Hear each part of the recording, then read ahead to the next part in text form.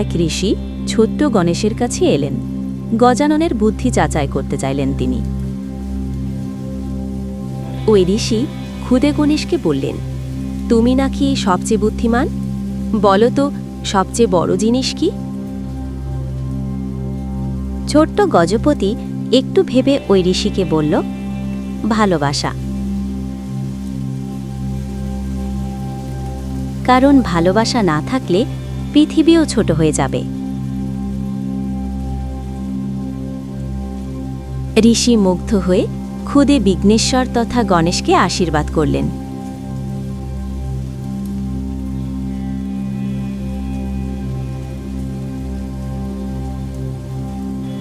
সকলের সিদ্ধিদাতা গণপতি, তার কাছে কোনো প্রশ্নের উত্তরই অজানা নয়।